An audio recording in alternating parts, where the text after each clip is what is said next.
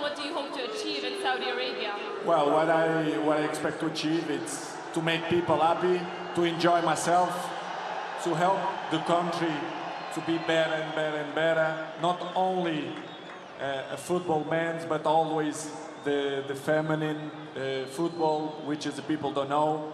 I know the league is competitive. People they don't know that, but the league is very competitive, and I want to make people happy. This is my goal. Amazing.